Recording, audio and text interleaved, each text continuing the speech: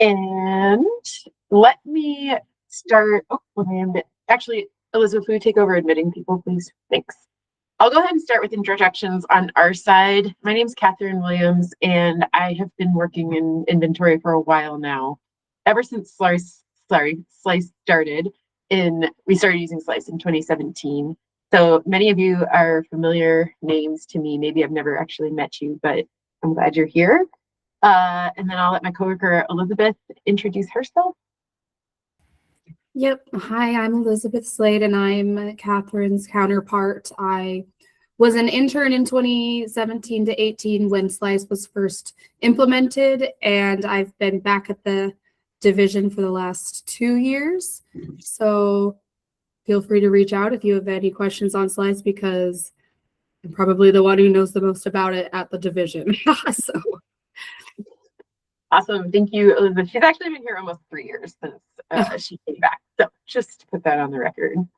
Also, since this is a small group training, let's go ahead and introduce, I want all of you to say who you are. So if you want to say who you are, who you work for, and any thoughts, any brief thought you have on SLEIS, either how long you've been doing inventories or what you want to get out of this training, I would love to hear it. Let's see, we're going to start with Jerry Conchalo. If you want to unmute yourself and just give us a quick introduction, that would be great. Good afternoon, everyone. My name is Jerry Conchalo. I work with Cargill Salt. I am the EHS manager there. Been with Cargill for about 11 years. Super. Thanks, Jerry.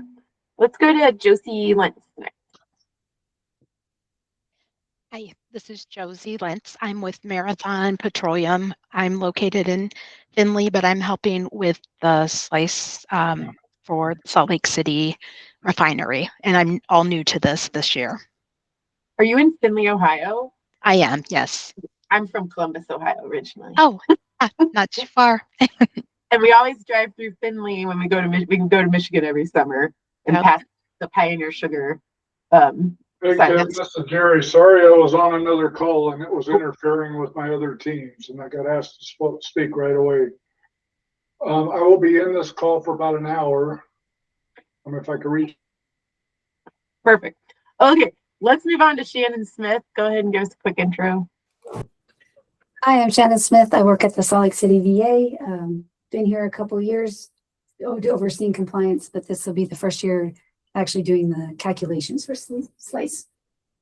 Super. Thanks, Shannon. And then Jen.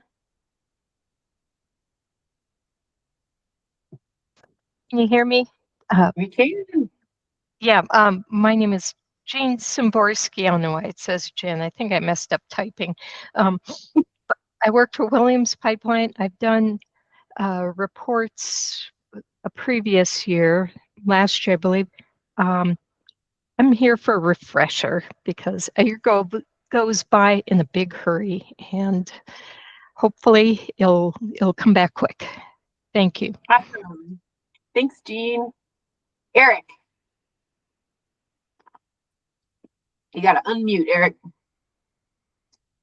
I thought I clicked on that. My bottom menu bar isn't hiding, so I'm kind of clicking on where I see the. I am helping out the Sunnyside Cogeneration Associates facility. It's a waste coal-fired power plant out in eastern Utah. I'm actually in Southern California, and so I'm getting reacquainted with SLEIS, as I've helped out the guys who were doing it before, but this will be the first time actually submitting the inventories. Great, thank you. And then Sherry. I'm Sherry. Sorry, Thornton. I just got pulled away from my. Oh, I'm sorry. Going just what? I'm Sherry Thornton, and I am from Salt Lake Community College. I'm the environmental health and safety manager there, and this is probably my 4th year, maybe. Because you were at Weaver State before, right? Right. Yeah. Cool. So it's been about my 4th year. So great. Well, thanks for joining. We got 2 more people. Shannon. Hi, everyone. I'm Shannon. I'm an environmental specialist and I work for the Nestle factory in Springville, Utah. This will be my 3rd year doing the SLEIS annual inventory report. So Thanks for joining, Shannon. And then I think, is it Payson or Peyton? Hi, go ahead. Yes, sorry, hopefully you guys can hear me. It is Peyton. Yes, thank you guys. And I have been helping with the SLEIS inputting for some Utah landfills for a few years now, but I haven't done the actual input process in 2 or 3 years. So this is a helpful reminder on all of that. Awesome. Thank you for joining. Thank you. Yeah. So this is great. And, you know, Elizabeth and I can be resources for you as you move through reporting your emissions in SLEIS, but also you now have like 7 new friends that you can contact who are kind of in the same boat. You know, everybody's here because they just want a little bit more help. So, you know, it sounds like you all come from a nice smattering of industry. If you want to get in touch with someone that you met, just let us know and we can try and facilitate that.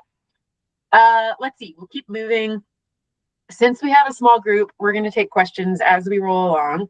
So one way you can ask a question is you can put it in the chat. And I want everyone to type something in the chat just to make sure that I know you know how to do it. If you are looking for the chat in Google Meet, it is in the bottom right corner and it's the little word bubble. So if you want, just say hello in there real quick and I can tell that you know how to use it. Oh, good. Shannon knows how to use it. So does Jerry, Josie, Sherry. A couple more people trying to find it, I think. Peyton, awesome. Again, it's bottom right corner. It looks like a chat bubble.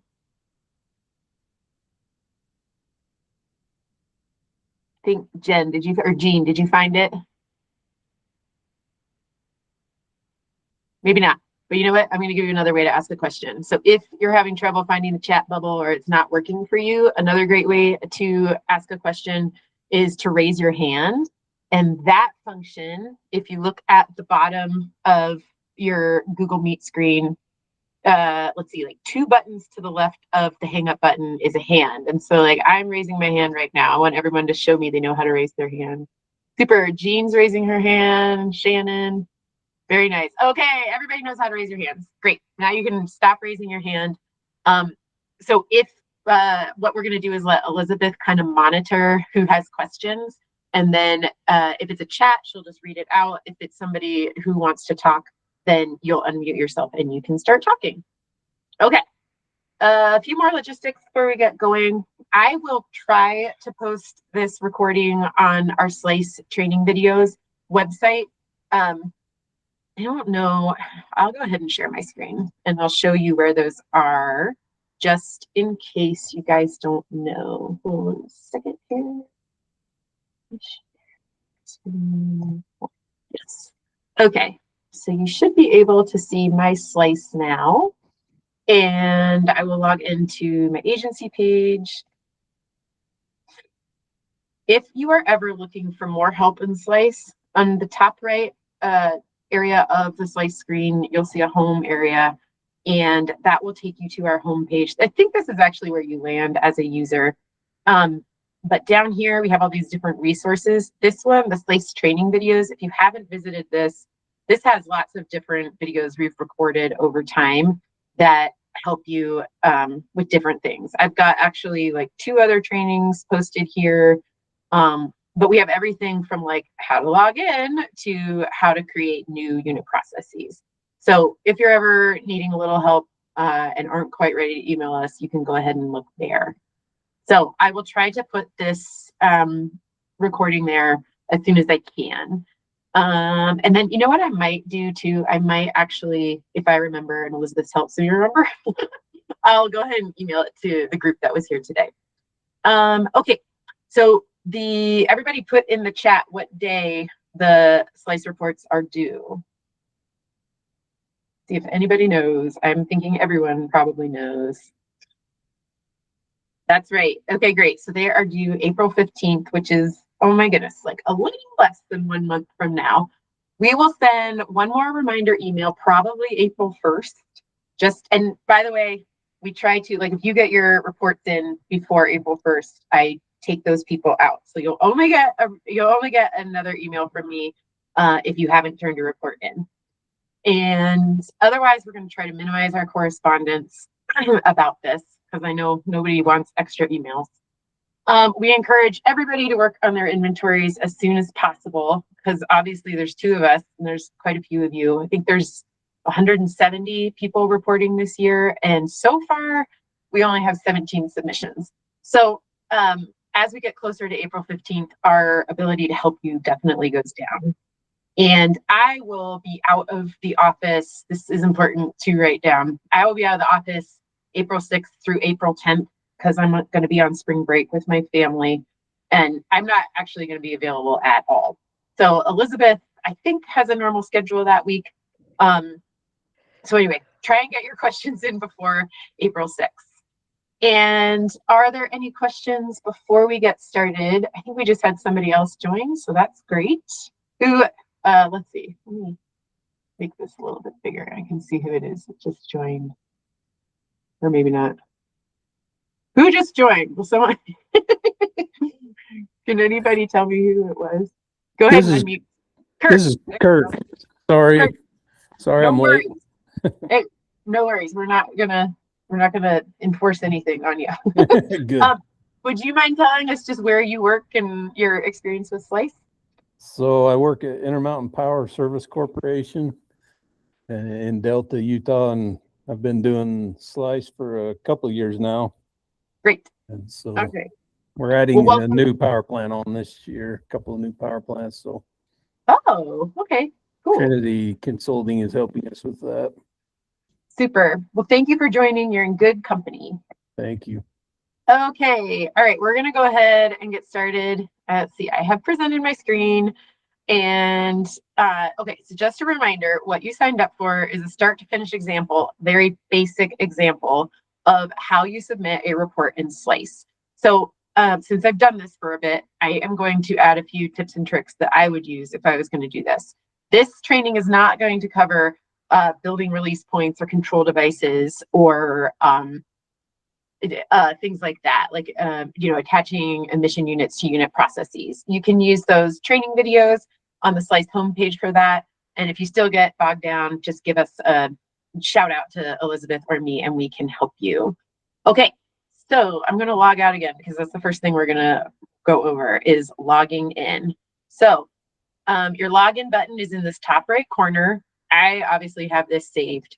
And by the way, I am logging into my fake facility user account. This is not my agency user account. So this is all fake, like a fake facility.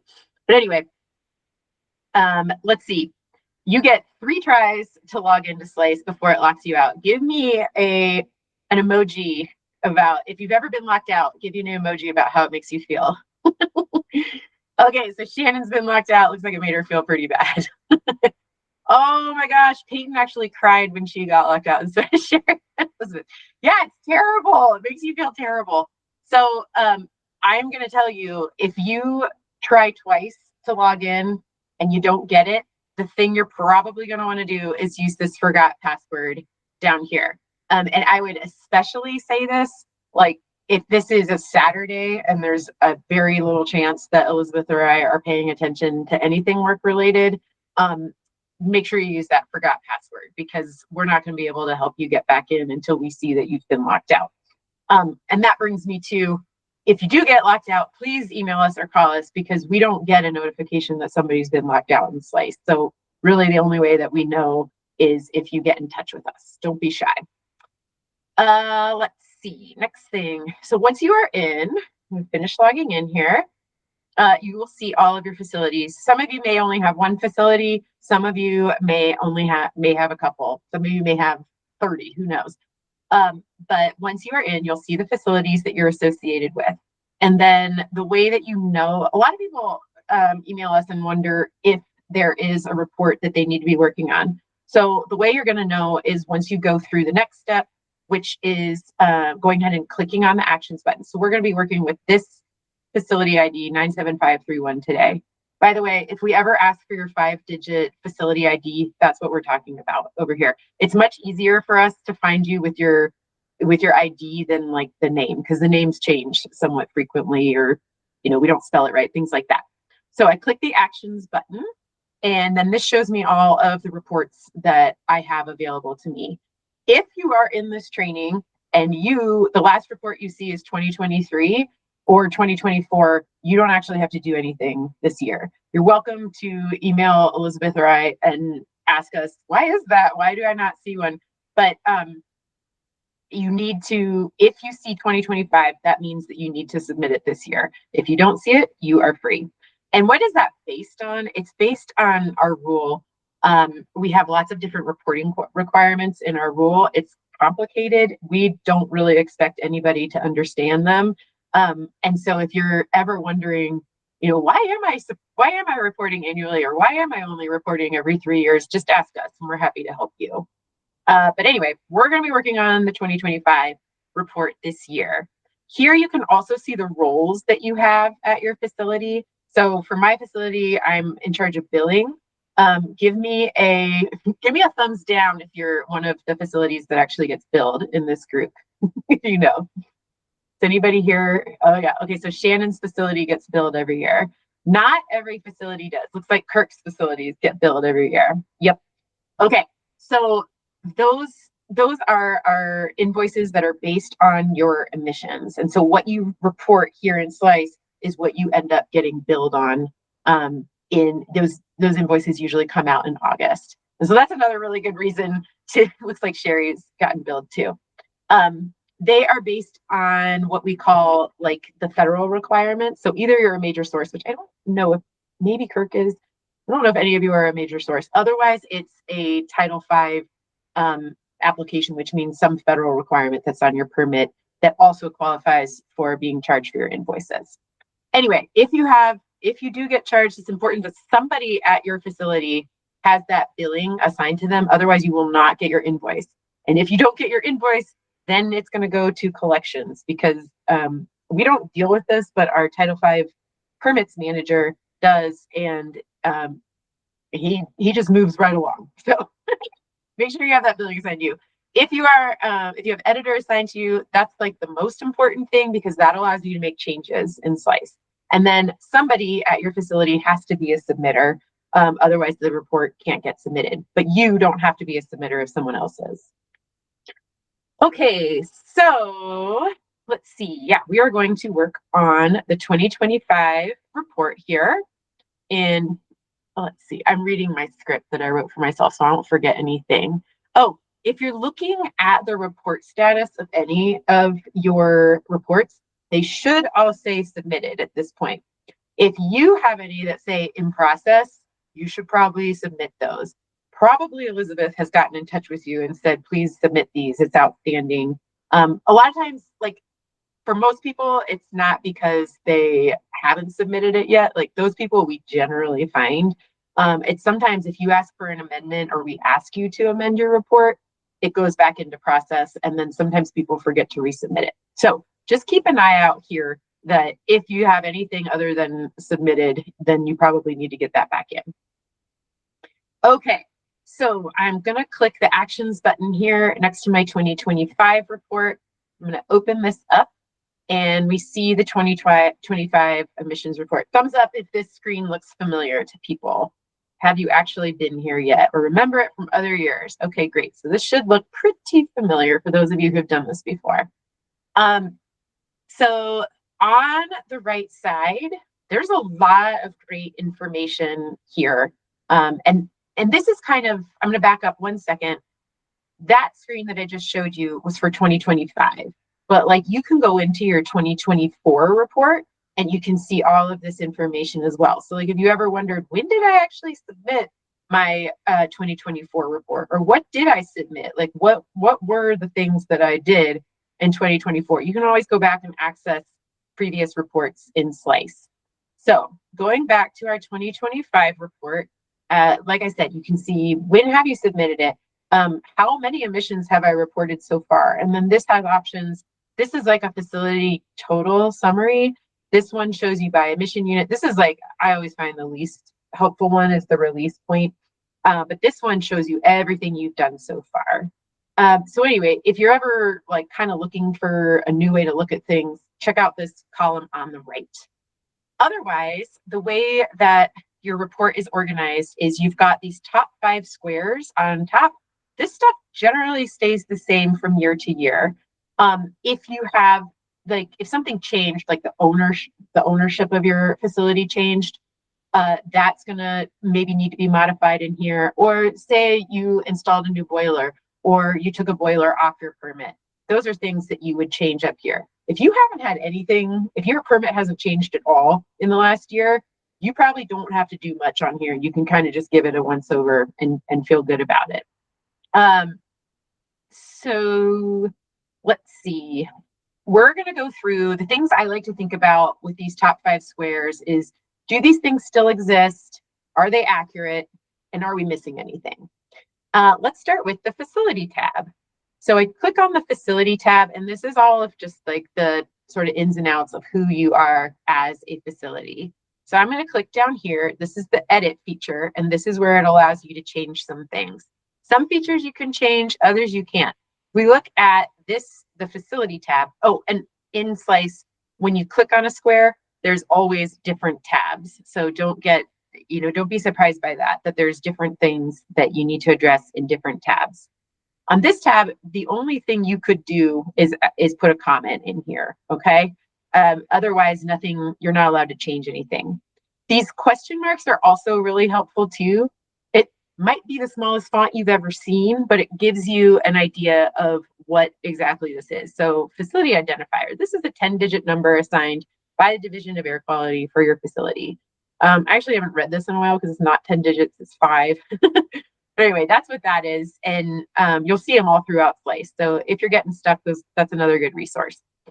We've got contacts. Here's my contact information. You can add more contacts. So if you wanted to add an email option, that's fine. And you can change things like, okay, I should have put a capital W here and I should have capitalized C. I can change that as well. The phone numbers, if you've ever tried to put a phone number in here, it gets real picky. So if you don't do a space there and I try to save it, I'm going to get this red banner that says I've got a validation error. Okay. Give me a thumbs down if you've gotten red bars before in SLEIS. Anybody out there ever paid attention to that? Yeah, exactly. So it is a thumbs down because you're like, I did something wrong, but it also tells you what you need to do. So go ahead. It says, please correct all the issues on the highlighted tabs and then try again. So it gives you this little kind of warning sign here that says, this is the tab I need some help with. And then under that tab, it actually gives you the information you need to finish. So it's saying phone numbers are picky and you need to do it in this format. So I say, okay, and I put my space in there. And now I would be able to save it. So let's see if it saves this time. Okay, this time I got a blue banner. So blue banners are good. Red banners to mean you need to go back and address a couple things. Okay, let's see. So now, one other thing here is if you see this red bar, that is a required field in SLEIS. Just like any other form you've ever filled out on the internet, they sometimes have asterisks to show you what you have to submit. But this is saying, look, if this box is, like if I just completely erased this and tried to save it, SLEIS would not be happy. It's going to say you can't do that. So I'm actually just going to delete the fax number because I don't think anybody's going to try to contact me via fax these days. So I got a blue banner. It's happy again. Moving on, we've got addresses. So this is interesting and people sometimes get tripped up on this. You cannot change your physical address in SLEIS. That is something, if you need to change your physical address, you have to get in touch with our permitting group. Because if you're going to actually move where you are, then they need to reevaluate your permit and see, if who you're going to impact now. You can change your mailing address.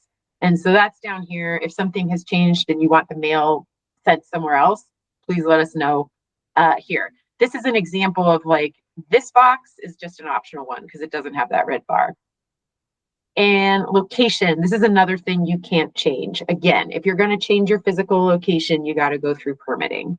And then the additional information here, these are things, your customer ID is something that we set up at the division, so you can't change that. So I'm gonna save one more time, and then we're gonna call ourselves good with the facility square. Now, there's lots of ways to move backwards, obviously, in any browser. For SLEIS, it's best to use this little square here with the back arrow. It works best. And well, let's see. I doubt anybody's still using Internet Explorer, but we have found that Internet Explorer is like a really bad browser to use with SLEIS. So try to make sure, if you're having like troubles with SLEIS, it's always a good idea to update your browser. Okay, I'm going to move on to the next square. This is the release point square. And release points are essentially, it's literally where the emissions are coming out of. So if you have a boiler, it's going to have a stack. If you just have an aggregate pile, it's going to be what we call a fugitive source. And you're going to choose that at this level because there is no stack on an aggregate pile. So I can choose, at this level, I can choose two different options. I can either just look using that magnifying glass to see what I have in here, or I can back up. If I actually want to edit, I use the gear function. And that's true for like everything else that we're going to look at today. You can either look at it with the magnifying glass, or you can go in and edit it with the gear.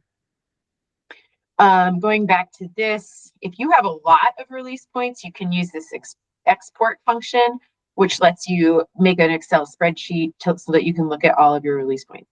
And that's true for all the other steps as well. You can kind of look at it in spreadsheet formation as opposed to what we call the GUI formation.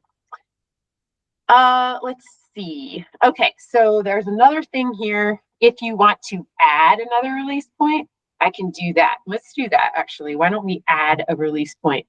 So, or maybe actually I put in my script, we aren't going to do that. So for some reason, I did not want to do that. And I'm sure I'll figure it out down the road. So we are not going to add one. But like I said, if you want to add a release point or, as we go along, a control device or an emission unit, that's where you do it, is from that add function. And if you need help doing it, again, you can go to the SLEIS videos page and it will help you with that. Let's see. I'm going to go ahead and click the edit function here.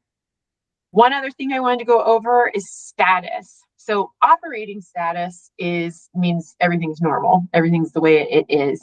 There are two other statuses in here. Permanently shut down means it's not going to operate anymore.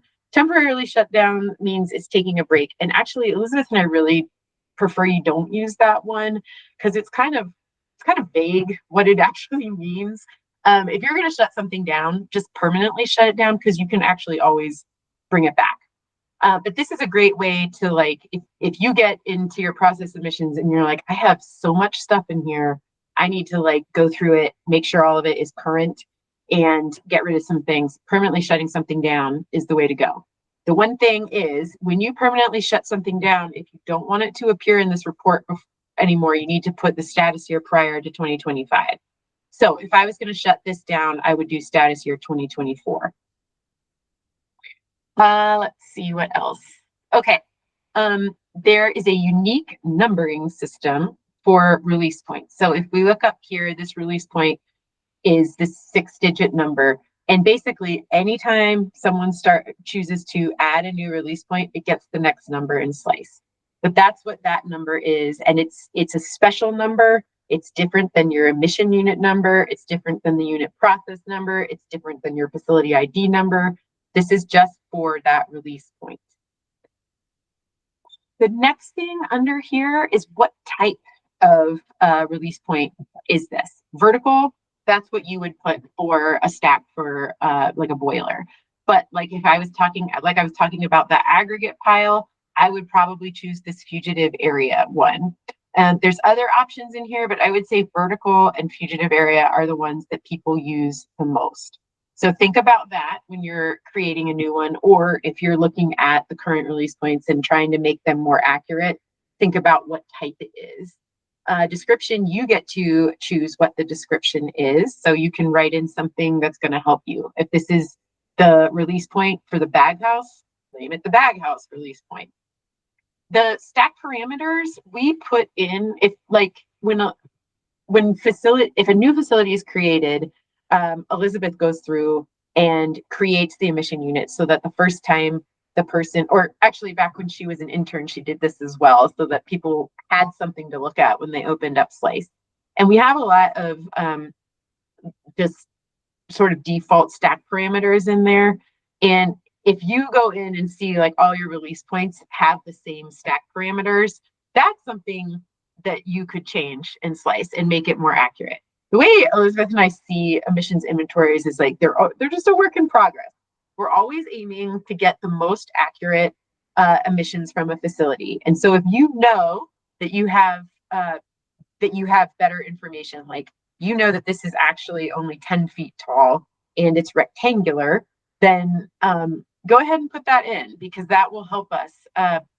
I'll just throw out this too. The reason we have you do that, I mean, there's many reasons. The EPA requires that emissions inventories be submitted, but also we use them at the state level to work on our implementation plans that help us regain compliance when we are out of attainment. So I'm sure many of you have heard we have an ozone problem in the Wasatch Front, or we have a particulate matter problem in the Wasatch Front.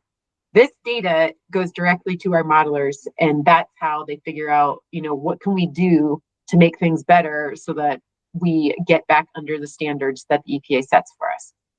There's a lot more we can talk about on that, but that's not what this training's for. So I'm going to make this a little bit more accurate. I'm going to put back in the, these are the default stack parameters that you would see. And let's see, I think I have to delete this to get this. This becomes like 12. Actually, this is good that I'm doing this, because if you get to a point when you try to save, or when you enter this number right here, it should auto-calculate the velocity. Since it's not doing that, a way to trick SLEIS into doing what you want it to do is to erase everything and start all over. So I'm going to do that real quick. And let's see, I'm going to do stack height 10, 1, 72, 15, and there now it goes ahead and it auto calculates this. The other thing that you can change on, actually, let's make sure that's saved. Yes, so it's happy with those parameters. The other thing that you can do on this in this square is decide what coordinates you want to use. Most people use this checkbox here that says the release point uses the facility coordinates. So in that facility square that we just looked at, if I check this box, it's saying those are the same, that's the same place where this release point is. If you have a huge facility, like I forget, I think it's Josie who's at Marathon, that's a big refinery. That might be big enough that you could actually put in different lat longs for the stacks. This is at a facility, these facilities get to make the decision on this. We don't have guidance yet that says you have to have lat longs for each individual stack at your property. So checking this release point utilizes facility coordinates is just fine for now. Okay, I'm going to go ahead and save this again. We are in good shape because we got that blue banner. So I'm going to back out of here, feel good about my release point. Obviously, you're probably going to have more release points than just one, but since we're trying to keep this simple, we're just going to stick with one release point. So now I'm back out to this main page that's got 5 squares across the top. The control devices and the emission units, that's really similar to what we just did with the release point. So I'm not going to go into that, but you can always go in and change things. Again, the things that I like to look at is, do the things that, do the things under this square still exist? Are they accurate? And am I missing anything? So keep those things in mind as you are going through these top 5 squares. The unit process is a little bit different. So the unit process is where we take the emission unit from the emission square and we assign it an SCC. An SCC is a source classification code. The EPA creates these, and it essentially it's how we categorize emissions in our data set. And so you can see the SCC assigned for this particular unit is external combustion, electric generation, boilers, pulverized boilers. Excuse me, I'm going to look at that actually with the edit function, because you can see that there's 4 different levels here. And so if you're trying to find yourself a new SCC, you can actually mess around, and there's drop-down menus here that help you find something more appropriate.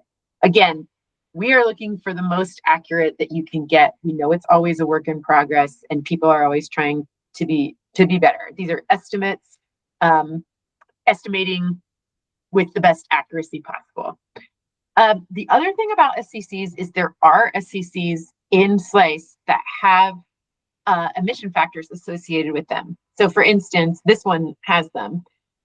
If this is the type of boiler that you have, this is a great SCC to choose if you don't have all the emission factors that you need, because once we get to the process emissions, it's going to, it might have some options for you to say, look, this is how most people calculate their emissions. So that's, oh, and the other thing on the unit process, it also attaches control devices if you have them. And this is where the release point gets attached. So essentially, if you're like spatially thinking about it, you are saying, this is the emission unit, this is the stack, this is what it looks like at my facility. And if there's a control device, that goes in there too. I'm going to back out here. And now and here you can see, like, I had a bunch of things in here. I permanently shut them down as of 2024 because I didn't want them to show up in the process emissions. I didn't want to have to calculate those emissions today. So when we go to the process emissions square, I should only see this top one that says it's operating. Oh, and pardon me. One other thing that's helpful is you can sort by any of these column headers here. You can sort. So this will show you like all your SCCs that are the same. This one over here shows you who's operating, who's not. That's just kind of a nice thing. And these here, these are live links. So like if you click on this, this is going to take you to that emission unit. I'll just do that to show you. Now I'm in the emission unit square, and I'm looking at how I set this up. That's actually really helpful because people click those a lot of the time, and then they're like, where am I? Like, I don't recognize this screen. So just remember, if it's blue, that is a live link, and it's going to take you somewhere else in your report. So I'm backing out of here. And now I have looked at all of these 5 squares, and I feel pretty good about things still existing. I feel pretty good that they're accurate. And I also feel like I'm not missing anything. So I'm going to go on to my next level here. And just so you know, my husband shares my office, so he's coming in. Don't be alarmed. So now we go down to the process emissions square here. And this is where we update everything for this year. So this is going to be different. This is where things start showing that they're like different from the year before. So I'm going to go ahead and click on actually, let me say one more thing before I get to that. The attachments here, this is great to attach extra information. You can click add, and then you can update, you can include files from your computer. Like it'll bring up your file explorer. You can put all different things in here with a description. The one thing though, is this should not stand in as reporting your emissions. We don't look at this. This doesn't come, the best thing about SLEIS for us, or one of the best things, is that all of the data ends up in one downloadable file that we can use, or multiple downloadable files. If you put it here, it doesn't end up in there, and like, we don't actually count your data. So, and we also will come back to you and say, you didn't actually put anything in the process emissions square, you just attached a file, you need to do this again. Okay, so now I am canceling out of here, backing out of there. I am now going to go into the process emissions square. And let's see. I just have one thing to report because I shut everything else down. You probably are going to have a lot more things to report, but for simplicity's sake, here we are. Again, you can see these live links. This will take you back to those other squares. So, but you can also like hover over things. You can see what the SCC says here. So I'm going to go ahead and I'm going to click the gear here and see what things look like at the process emissions level. So check out this. It says process is reported. Uncheck this box if there are no reportable emissions for the reporting year. So it looks like last year I unchecked that box, and as you can see, it grayed everything out because it shows I didn't actually need to report anything. So everything is grayed out. But this year, I actually had I did have this boiler operated, and so I need to report it. So I'm going to go ahead and check this. But for those of you who have an emission unit that didn't report that year, or especially one that you're like, this still exists, so I don't know if we're ever going to report it again, go ahead and use that box, because it's just a simple way to say it's not there, I'm not using it. So on this page, if you are choosing to report this unit, you're going to have two boxes that you have to fill out.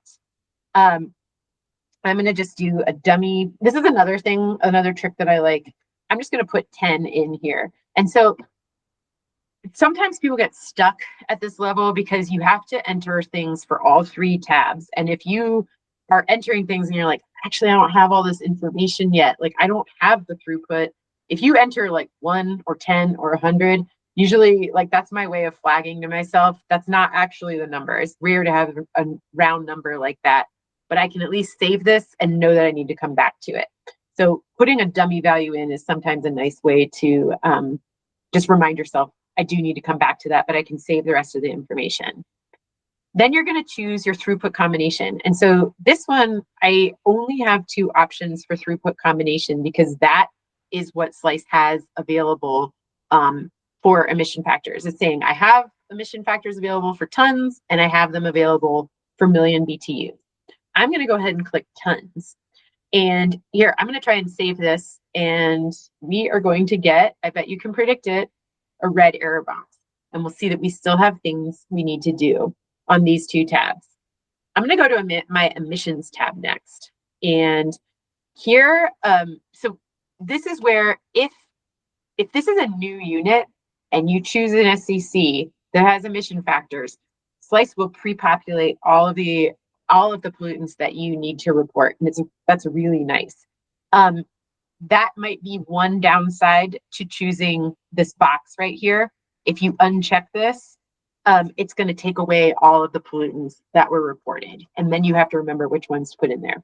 So just something to weigh when you're choosing how to do this. Like if that was the case and you were like, I can't decide if I want to check this box or if I want to uncheck the box and not report it, another easy way to do it would just be put 0 throughput in, and then your emissions would be 0. So just things to think about. I'm going to put this back to 10. And now I'm in the position where I actually have to choose what pollutants I want to report. Well, this is a boiler. And so the way that Elizabeth and I often think about emissions is you have combustion emissions, you have dust emissions, you have off-gassing emissions. A boiler is going to have combustion emissions, and that's going to require kind of all the criteria pollutants that you can think about, the particulate matter, the SO2, the VOCs, the NOx, the CO. So that's actually 9 pollutants that you would need to report. So let's go ahead and do this. I'm going to go ahead and put in, we'll do the PMs because people have trouble with those a lot. I'm going to start typing and SLEIS will start autofilling. With the PMs, it's best to choose the primary one first because SLEIS can sometimes get tripped up if you choose filterable. It'll say, I don't know what your primary was. How do I know how to calculate filterable? So I'm going to choose PM 10 primary. And when I go over here to my calculation method, I am going to cross my fingers. I'm going to select 8_2. Oh, it says there isn't a factor or formula. So in that case, if there's no factor or formula, then you need to figure out what your particulate matter was. So in this case, I could use a different type of calculation method. I might do 2_2, which now I put the emission factor in. I'm going to say it's 10 pounds per ton, which is terrible. It would never be that high, but that's how I can at least start working on this. You would obviously want to do more research if SLEIS doesn't have the emission factor in there. So then I would click save and let's see what happens. Okay, so now it let me save that. Because I had an emission factor, because I have a throughput combination, it multiplies the emission factor by the throughput and then divides it by 2,000 and you get the estimated emissions in tons. Let's try and add another pollutant. So this one, I'm going to try NOx, and I am going to try 8_2. And this time it does have an emission factor for me. So it brings up this pop-up button. I click that dot and I select it. And now it has gone ahead and calculated this for me. So this is how you do it. If you're ever questioning what pollutants you need to report, if you get to this screen and you don't know what pollutants you have to report, you can always contact us and we can help you with that. But it is helpful to think like, okay, is this combustion? It's going to need most of the criteria. Is this off-gassing? Maybe just VOCs, maybe some HAPs. Is this a dust thing? Like, is this from a haul road? Then you're just going to need to report your particulate matter. So if you can't get a hold of us, that's a good thing to keep in your head. So the last thing I need to do is fill out the operations on my operations tab. So this standard start time, standard end time doesn't really factor in to any well, it doesn't factor into any calculations on this page. Again, we want the best estimate for you. So if your plant generally starts operating at 8 a.m. and it generally ends at 5 p.m., that's a great way to start. And then let's see. So we could say if that's like 8 hours a day, because maybe people are taking lunch, you could do 8 hours a day times 52 weeks a year, or sorry, that was days per week. So it would be, maybe we're only doing 5 days per week and we're going to do 52 weeks per year. And then SLEIS will auto calculate, okay, that is 260 actual days per year and 2,080 actual hours per year. Now, if that's not right, or like sometimes what people do is they actually know the specific hours per year. So you can enter that, and then you just have to finagle these numbers to get it to add up to that. So modifying it just a little bit. If you need help with that, let us know, because it always jogs my brain to have to do it. Down here, this is a good question mark to choose. If your operations, so if you're operating 52 weeks out of the year, you're generally operating what we call like even monthly percentages. This little question mark here gives you what we consider to be even monthly percentages. So I know these by heart, so I'm just going to go ahead and enter them. We do 8.5, 7.7, 8.5, 8.2, 8.5, 8.2, 8.5, 8.5, 8.2, 8.5, 8.2, 8.5. Now, I'm going to cross my fingers because I think I have enough information in here to save. I do. So I now have a blue banner. Yay. Okay. So I now have all of the emissions that I needed to report for this one unit. I'm going to back out of here. And was there anything else I wanted to tell you guys about on this? Let me look at my notes real quick. Catherine, quick question. Yep. If we have a 24/7 operation, what do you want to see for expected standard start and standard end times? 24/7, if that's the case, you would probably want to do this. You do 12 o'clock a.m. to 11:30 p.m. That's like the most accurate thing. So I can save that. And as you can see, like this, yes, I got the blue banner. So those standard start times, they don't impact any of these auto calculations that are going on right here. Any other questions? I'm assuming there haven't been any questions so far. Okay. Let me look at my notes real quick.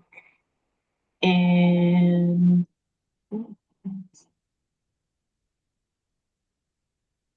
oh, one other thing that's probably really important is some people have spreadsheets that just calculate everything for them. They don't need SLEIS to help them calculate things. And maybe you don't have an emission factor. Like maybe this is a spread. I mean, it's good to have an emission factor because then you know how you're calculating things. But we definitely run into people who are like, this is the spreadsheet that so-and-so gave me before they retired, and I'm just trying to like figure it out. Maybe it just gives you a final number. So if that's the case, let's do like carbon monoxide. If you choose any of these _0 calculation methods, do you see the emission factor is now grayed out? And so you can just hard enter the number of tons and save it. So if I do that, I can save and I'm going to get that blue banner. That's probably our least likely oh, it didn't save it. Hold on, let me try it one more time. CO, carbon monoxide, and we'll just do 10_0 and 10 tons. And that should save. There we go. Okay, so there it is. It's like our least favorite calculation method because it really doesn't tell us anything.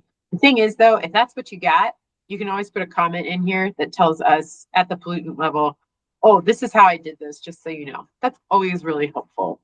There are comment windows all over the place in SLEIS, so you can throw them in here, and that every comment just helps us understand what's happening more. Oh, one thing I forgot to mention about this page, this supplemental calculation parameters, it has lots of boxes. It looks really scary. You do not have to enter those. The only time you have to enter them is usually if you try to save something in SLEIS and it gives you, I feel like the most common one is it'll say, I need your sulfur percentage. That's like if you're calculating diesel, like emissions from diesel evaporating, or actually like combustion from diesel. It'll want the SO2 percentage. And so you would enter it here. But it will give you the error, and it will also highlight the box that you need to put it in. Another one is if you're calculating dust, it sometimes needs moisture content, silt content, those things. So that is pretty much the process emission square in a nutshell. I will also, let's see.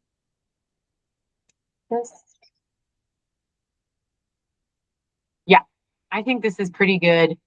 Now, the last thing you have to do is you have to submit your report. So let me go through how to do that. I also realized I'm like, I sure hope I remember my password for this so I can submit it. The first thing you have to do is you have to validate the report. And that just means that SLEIS is going through making sure there's nothing in there that's missing and that everything's okay. What you want is for it to say no errors were encountered while validating your submission. If it doesn't, it's going to put an Excel spreadsheet up here for you that has all the errors in it, and it actually tells you everything that's wrong. If you get one of those, you can wade through it. It's only 2 columns wide. You just need to like look at it and go one emission unit at a time and figure out what they are. If you need help with it, that's a great time to get in contact with Elizabeth and I to say, help me decipher what it's telling me. But this is telling me mark ready for submission. This is the checkbox. It's tiny. I don't know why it's so small. But anyway, that's the one that it needs you to mark ready for submission. So I did that. Now it says in process validated. So we are like steps away from being able to submit this. And the next thing I'm going to do is initiate submission. This is honestly where people have the hardest time. I just need to view the electronic document, which you don't need to really save this because like I said, you can always go back into SLEIS and look at your report. It's always in there, all the information. But it lets you do it. It brings up your Windows Explorer window so you can find a place to save it. Click continue. Then you get to this step here, which is just saying, I am the person who's supposed to be doing this. You check all those boxes. We click continue. And now I have to remember my password. I'm going to put that in. And then let's see if I can get my area code, phone number and area code correct.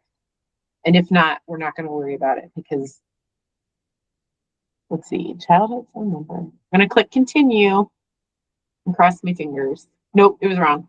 Anyway, that's how you do it. I'm sorry I didn't check to make sure I have my password right. But anyway, this is where a lot of people get tripped up, is knowing your password and also making sure that you have your challenge question answer correct. So we can always reset these things. You can reset your password through the forgot password step, and then resetting your challenge questions we have to do. So you'd have to actually get in touch with us. We'd have to reset them, and then you set them all again. I know this is not the way you're supposed to do things, but I highly recommend writing down what you entered for your challenge questions and exactly how you did it, because like the format of my phone number, if I didn't put that in fact, well, no, it's not giving me that question anymore. If I didn't put it in with the correct format, it's not going to let me go.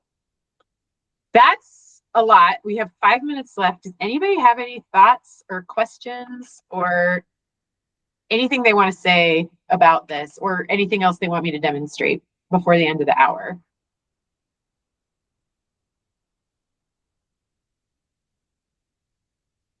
Oh yeah, we got a question. Shannon, go ahead.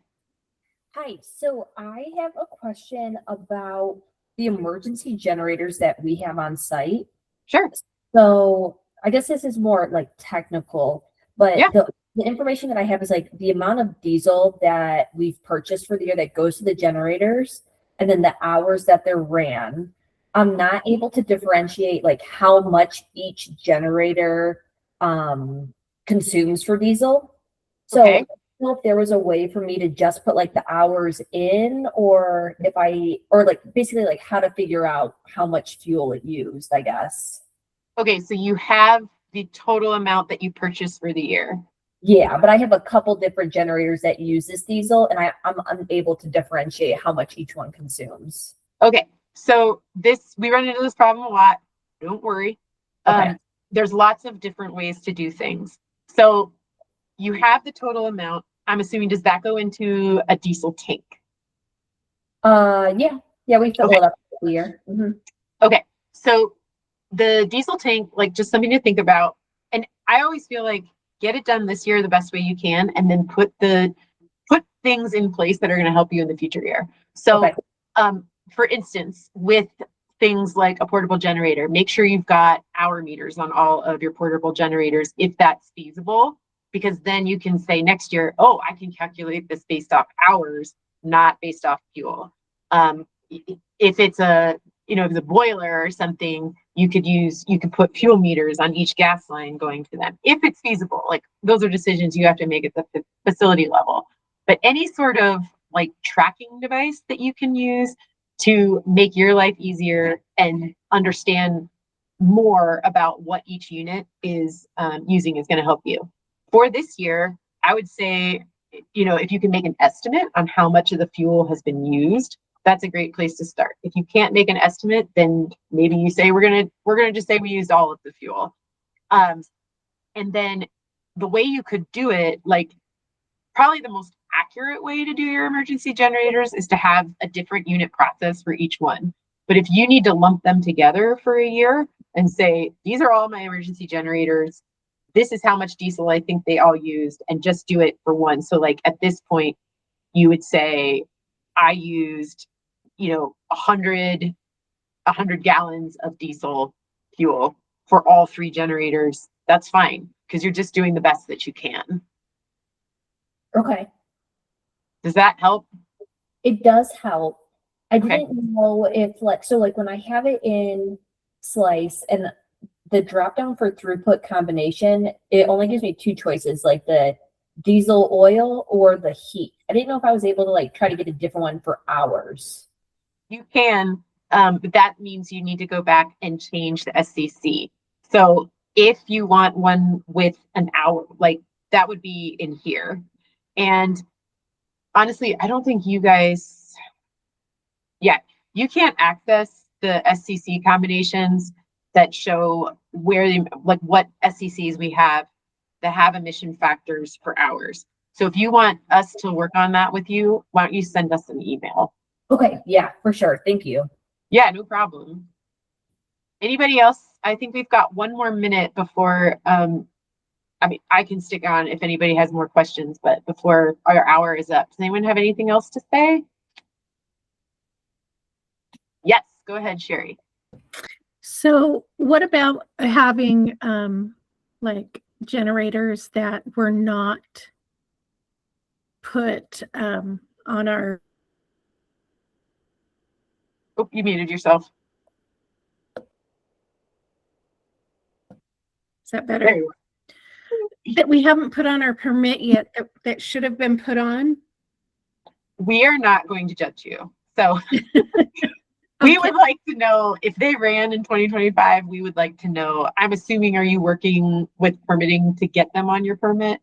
Yes. Yeah, so then go ahead and throw them on there. Okay. And then in that case, like if you weren't tracking fuel use, because it was kind of like this happens a lot where, especially for you, you're at like a huge campus or have 3 different campuses, and somebody tells you a year later, oh, I actually installed a new backup generator.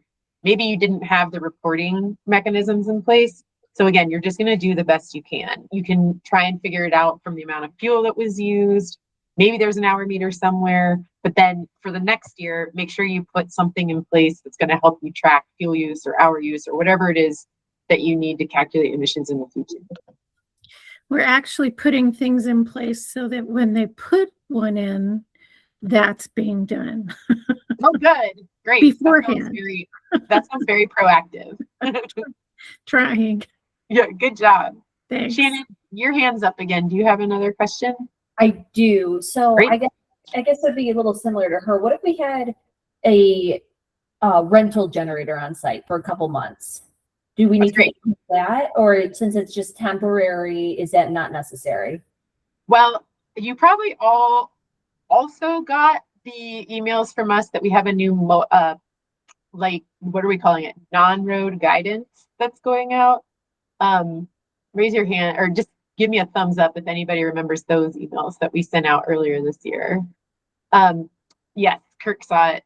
So that specific type of equipment, a portable generator, does fall under the non-road definition that we're using in this guidance that we're putting out.